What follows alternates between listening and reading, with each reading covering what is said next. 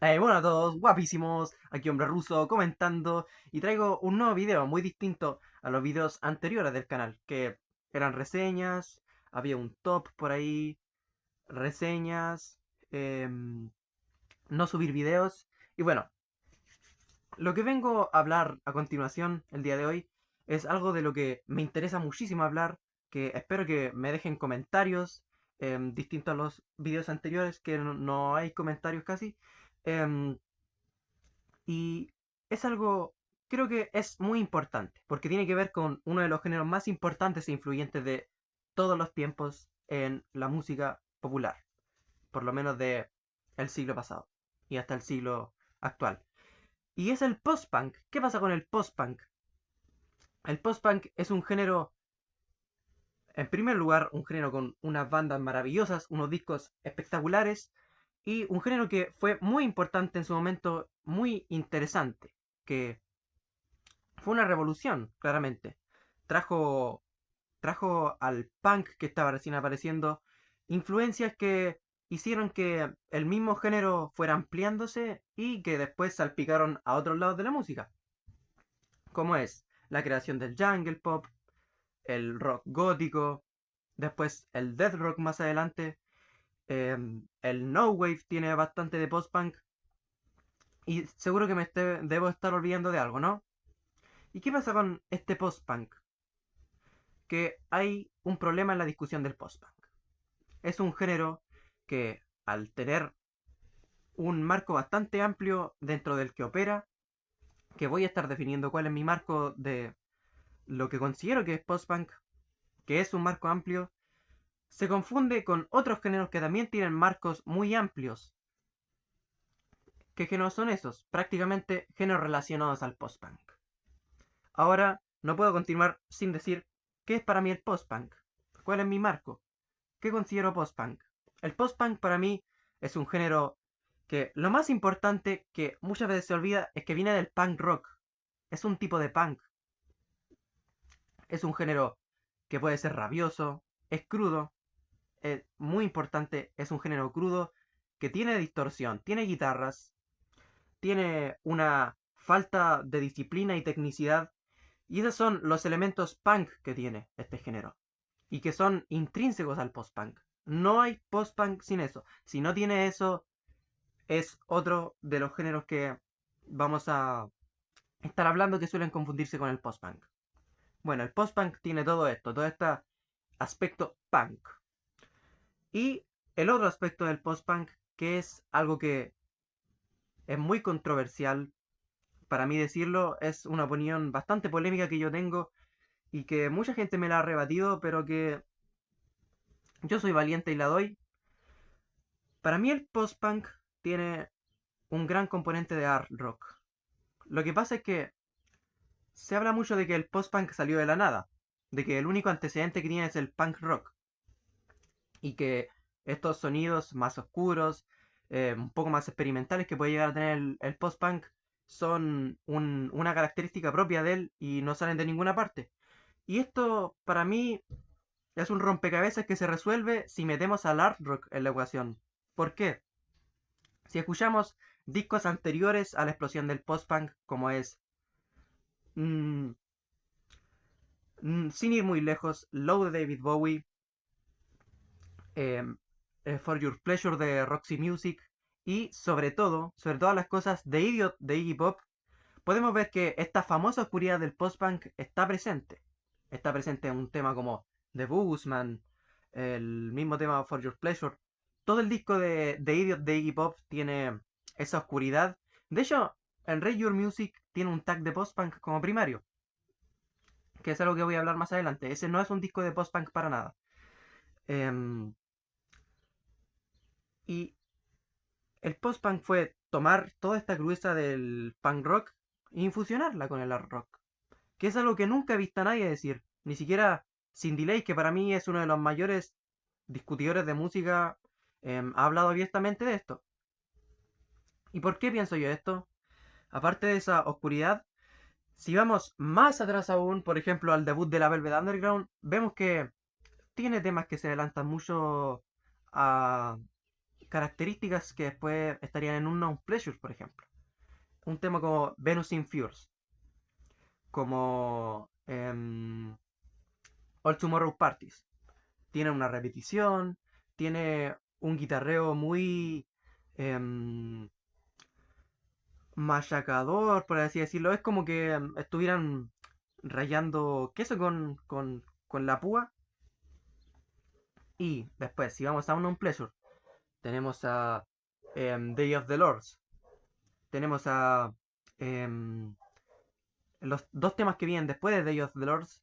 El último tema del disco, por ejemplo, em, si vamos a Wire también, si vamos a Shares Missing, hay muchos temas que son prácticamente temas de Velvet Dark Underground de ese estilo, pero pasados por un filtro más punk. Esta repetición, este mantra, viene mucho del art rock. También, si vamos a los discos de Magazine, por ejemplo, al primer disco de Magazine, em, para mí tiene mucho art rock ese disco. Si le quitamos el filo punk que agarra momentos, se parece mucho a los temas del lado A de Low de David Bowie. Y entonces, dicho todo esto, quizás no defendí de lo mejor mi postura de por la relación que veo entre el art rock y el post-punk, pero francamente creo que existe y que toda esta experimentación del post-punk no salió de la nada, salió del art rock. No me gusta recurrir a hablar de las opiniones de los músicos, pero muchos músicos de post-punk han citado como influencias a actos de art rock, ¿no? Tenemos a Joy Division ahí. Y eso pasa con el post-punk. Para mí, ese es el marco. Tiene este aspecto experimental, oscuro, melancólico que viene mucho del art rock, pero siempre tiene la distorsión, siempre tiene la crudeza, la rabia. Está presente en Joy Division, está presente en Chameleons, está presente en Peel, está presente. ¿Cómo que se llaman estos genios? Estos tipos de los 80, Wipers, ¿no? Son bandas distorsionadas. ¿Y cuál es el problema que veo con esta discusión? Muchas veces hay personas que confunden disco de art rock, disco de art punk, disco de rock gótico y seguramente otros géneros más que se me deben estar olvidando con discos de post-punk.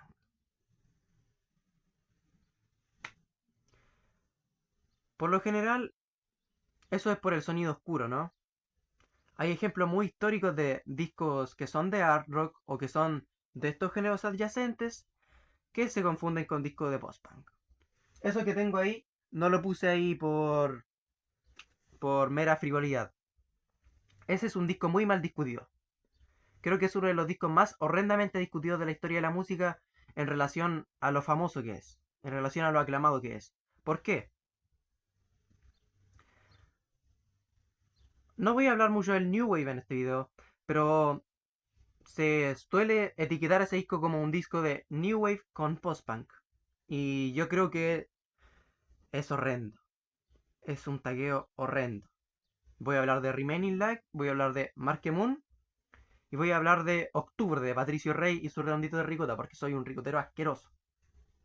Así que comencemos. Ah, y de Idiot de Iggy Pop. Empezaré por lo más temprano, ¿no? Que sería Marque Moon y The Idiot. Son dos discos muy seminales de su época que se etiquetan como post-punk.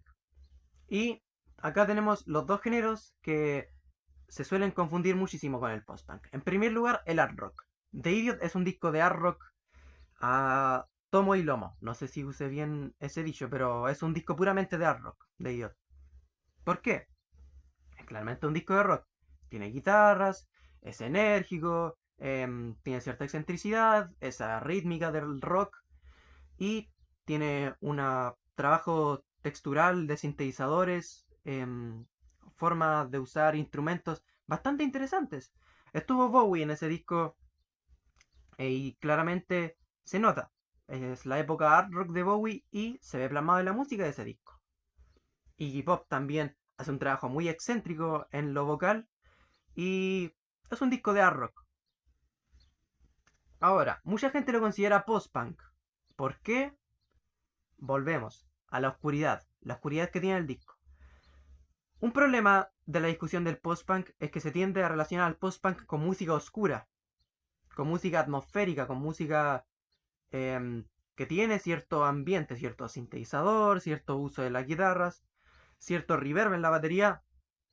Y esto suele aparecer en el post-punk, pero no es tanto del post-punk. No siempre. Un Entertainment de Gang of Four no tiene eso. Youth of America de Wipers no tiene eso. Son discos que son post-punk por, porque toman el punk rock y lo nutren de aspectos curiosos, que serían juego rítmico y repetición de motivos. Y también un poco más de excentricidad a la hora de performar, ¿no? En The Idiot tenemos el hard rock, pero no tenemos lo rayador, lo... Claro que es un disco que tiene cierta distorsión a momentos, pero viene del rock. No es tan desprolijo como para ser un disco de punk. No tiene raqueos punk, no tiene un tono de guitarra demasiado filoso, no tiene la velocidad del punk. Me dirán, Joy Division no es una banda muy rápida. No, pero incluso cuando baja las revoluciones, tiene distorsión. Day of the Lord tiene distorsión. New Dawn Faith tiene distorsión. Una distorsión muy clara. Y son cosas que no se ven en The Idiot de Iggy Pop. Sí, es un disco muy importante e influyente para que inmediatamente Wire haga su movimiento hacia el post-punk, cambiando desde el punk rock. Em, y eso es lo que pasa con The Idiot. Es un ejemplo de la oscuridad de el art rock confundida con post-punk. Que si alguien dice que usa como argumento que está en la época del post-punk, vayamos mucho más antes. Un disco que ya mencioné, For Your Pleasure de Pleasure, perdón por la pronunciación, de Roxy Music, es un disco que tiene mucha oscuridad. Y no me van a decir que es un disco de post-punk, por favor. Bueno, continuemos. Marque Moon de Television. Disco legendario del art punk. Disco que es prácticamente la definición de art punk. ¿Y qué es? Es tomar, obviamente, el punk rock, el post-punk se suele utilizar como un antecedente. No voy a hablar mucho de esto porque es un género que no he explorado demasiado el art punk y se le suele tallar como un disco de post-punk también. Y estoy en desacuerdo también. ¿Por qué? Tiene, por supuesto, es un disco de punk. Totalmente es un disco de punk. Tiene la distorsión, tiene la rabia, tiene el raye del punk. Pero lo que lo hace un disco de art punk es que es un disco muy sofisticado a la hora de tocar los instrumentos y a la hora de hacer este interplay instrumental entre todos los miembros de la banda, ¿no? Esto fue muy novedoso en su época, muy importante, muy espectacular también. Disco maravilloso. Y no, el post-punk no tiene eso. Si le quitas el tag de post-punk a ese disco, no cambia absolutamente nada. ¿Por qué? Porque el post-punk, como dije anteriormente, es un género bastante modesto en su interpretación, bastante minimalista y bastante desprovisto de tecnicidad. Y es un disco bastante técnico, Mark Moon. No es rock progresivo, no es avant rock, pero para tocar las cosas que tocan en ese disco hay que tener una sincronía, hay que tener... No es una prolijidad necesariamente académica a la hora de tocar, pero es bastante delicado y los tipos se nota que pulieron mucho su química instrumental, no necesariamente en un sentido de que hay una alquimia entre ellos, sino que también tocan bastante, ¿cómo decirlo? Tienen técnica los tipos. No son cualquier banda de punk. Y siento que esa etiqueta de post-punk no describe nada del disco. No escribe nada que no escriba la etiqueta de art punk. mal discutido. Ese es un caso de post-punk confundiéndose con art-punk. Tiene cierta oscuridad post-punkera, pero eso va un poco intrínseco en el art-punk, ¿no?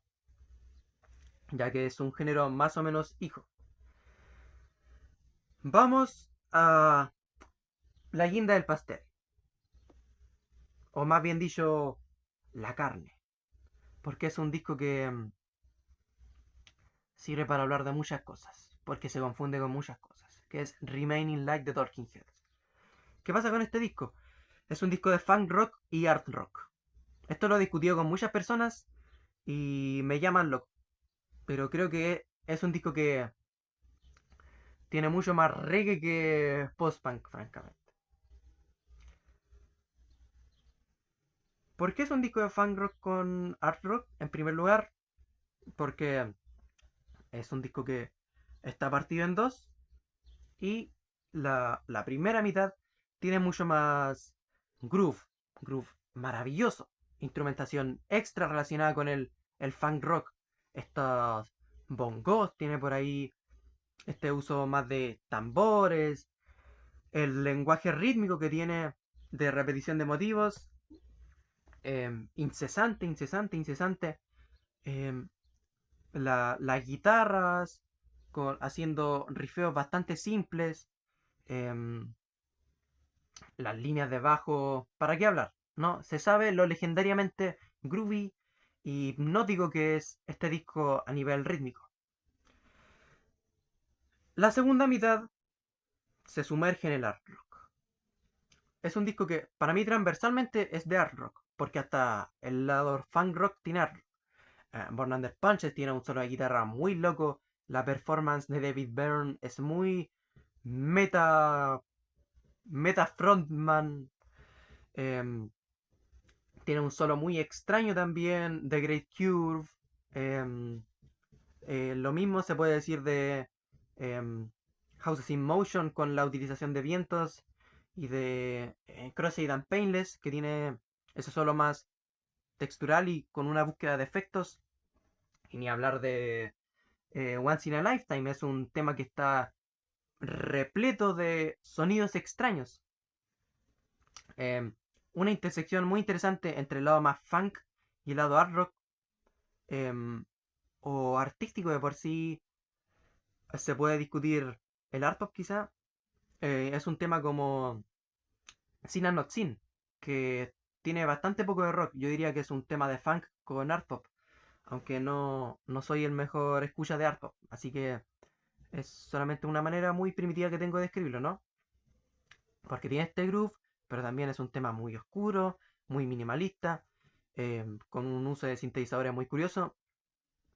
em, y lo conecta con este final que tiene el disco, que son dos canciones de art rock puro y duro, que son em, Listening Wine y Overload. Lo que pasa con este disco es este efecto de que tenemos dos géneros centrales, funk rock y art rock, y los reemplazamos por géneros que suelen ser confundidos con estos, ¿no? Que es el new wave en comparación al funk rock y el post-punk en comparación al art rock. El new wave lo veo más entendible, ¿ya? Porque es un disco que tiene sus momentos bastante quirky, bastante saltarines, que se pueden atribuir 100% al funk rock. No tiene esa personalidad tan efervescente que tenía David Byrne en los discos anteriores. Em, la línea vocal de Great Cure por parte de David Byrne es bastante relajada. Lo mismo se puede decir de... em, siempre se me olvida, de Crossing and Painless. em, 100% he visto a gente llamar post-punk con New Wave a Houses in Motion, que no tiene nada de New Wave esa canción. No, David Byrne está haciendo un spoken word en ese tema. Sobre un instrumental de funk rock con art rock. No tiene nada de New Wave. Born Under Punches es la cosa más funk rock que existe en este planeta. Y David Byrne también está haciendo. Está gritando encima. no es una performance popera como es el New Wave, que es un género muy popero. Y a la gente se le olvida esto. New Wave es un género horriblemente discutido también. Pero lo peor es cuando etiquetan a este disco como post-punk. Una vez vi a alguien que dijo que yo estaba sordo si es que no encontraba este disco parecido a Entertainment de Gang of Four. Y parece que sí estoy sordo, porque no encuentro ese guitarreo rayador de cabeza que tiene ese disco. No encuentro la distorsión que tiene ese disco, que es un disco distorsionado, que es un disco que no para de pegarte en la cabeza y de hacerte así como una piedra en la cabeza, como una piedra pómez. No tiene eso, Remaining Light. ¿Me vas a decir que Born Under Punch es un tema distorsionado? Sos sexo es un tema distorsionado para ti? ¿Dónde está la distorsión en ese tema? ¿Dónde está lo punk? ¿Por qué es punk? ¿Qué tiene de punk ese tema? Houses in Motion. ¿Qué tiene de punk Houses in Motion? ¿Dónde está. ¿Dónde está la velocidad? ¿Dónde está lo crudo? No es un disco crudo este. No tiene nada de crudo. Es un disco donde todo está bastante bien puesto en su lugar.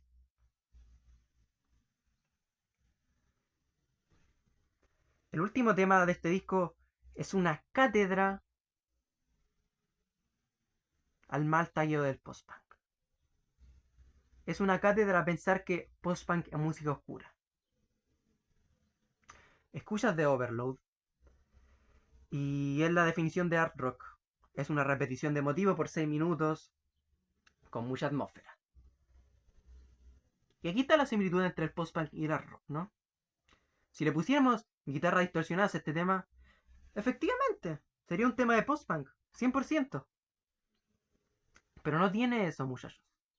Son temas 100% atmosféricos. No tiene rabia, no tiene crudeza. ¿Han escuchado la guitarra de este tema? Yo lo único que he escuchado guitarrero de este tema es los solos de Bellew, que están haciendo prácticamente como esos sonidos de gaviota que hacen King Crimson también. El bajo en este tema, que es algo que puede ser punk en la música a veces cuando se distorsiona, es un bajo bastante tranquilo. ¿Qué le encuentra de post-punk a esta canción? Listening Wind. ¿Qué tiene de post-punk Listening Wind?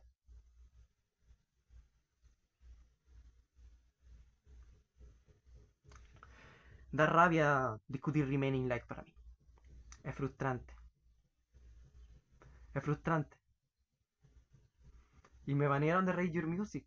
Así que no voy a poder seguir ningún tipo de discusión respecto a los géneros de este disco en ese sitio. Es una mera. Y bueno, creo que no tengo mucho más que decir de Remaining Light. Espero que alguien me cambie la cabeza y convencerme de que es un disco de post-punk con New Wave. Porque es una pena que tanta gente haya votado y siga votando a favor de esos géneros en ese disco. Y bueno, hablemos de lo último de lo que voy a hablar en este video, que es de octubre, de Patricio Rey y sus redonditos de ricota. Que también es un ejemplo. Bueno, este es un ejemplo más frívolo, porque es un disco del que me encanta hablar porque es mi banda favorita, Los Redondos. Lo que pasa con este disco es que es un disco muy interesante a nivel géneros. Así que yo comprendo un poco más en este caso que se hable de post-punk. Para mí, este es un disco que merece un primario de rock gótico. ¿Por qué? Porque sí, es lento, es oscuro. Y no es un disco de hard rock, porque no tiene la excentricidad o la búsqueda de sonidos curiosos ni repetición de motivos del hard rock, ¿no? Em, pero sí tiene esta oscuridad que fue resignificada por el post-punk y transformada en el rock gótico. ¿Por qué se piensa que este disco es de post-punk? Por desinformación y porque tiene muchos elementos guitarreros. Es un disco muy guitarrero, muy rockero a momentos. Y esto en un tema como Música para Pastillas, con el parararán, eh, puede, en Jijiji también, que es un tema muy rockero, puede confundirse con post-punk. Para mí puede haber un tema que puede ser post-punk en este disco que es el primero, que es Fuego de Octubre, porque es un tema bastante acelerado. em, que tiene un guitarreo bastante constante, ¿no? Pero el resto del disco no tiene la distorsión y la crudeza. ¿Cómo cubro esto yo? Blues rock. Este disco puede ameritar un primario de blues rock. Tiene un lenguaje guitarrero muy blues rockero, em, que viene de Sky Bailinson, que es un guitarrista muy blues rockero. Ya sabemos lo que hicieron los Redondos antes y lo que hicieron los Redondos después.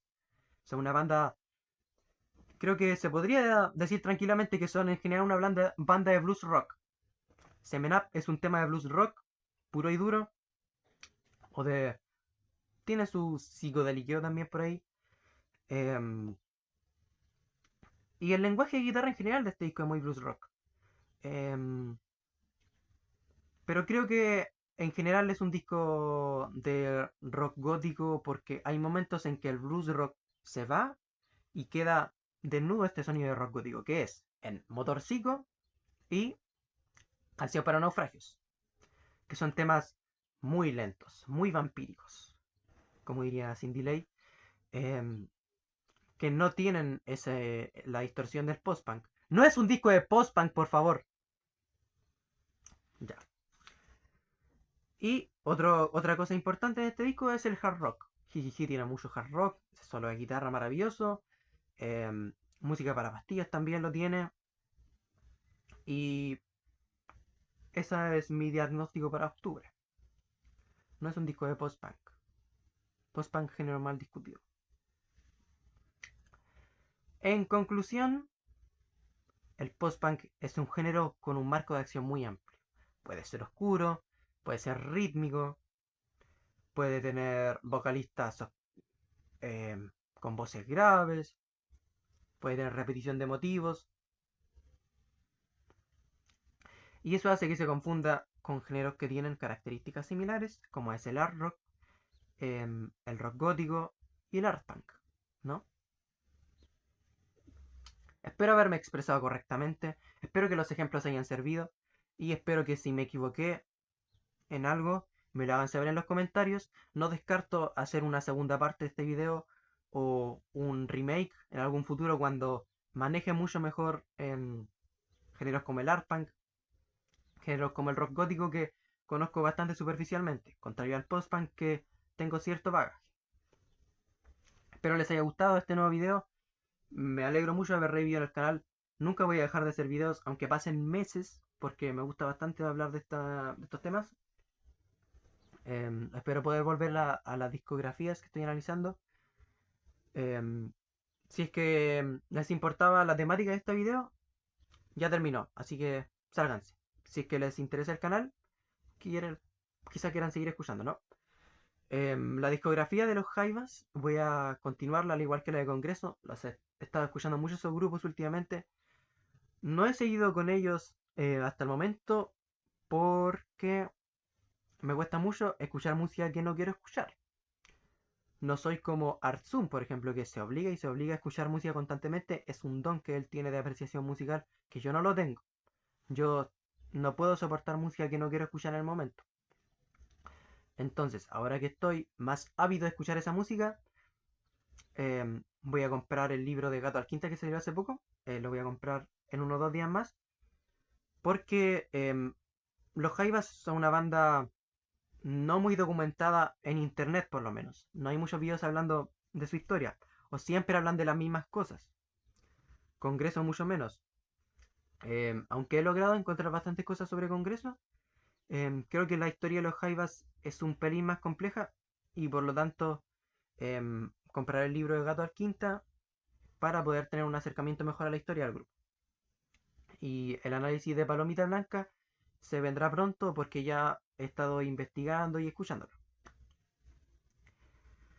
Sin más que decir, muchas gracias por ver el video y gracias por quedarse hasta acá y suscríbanse y aguante. Aguante Cerati. Adiós.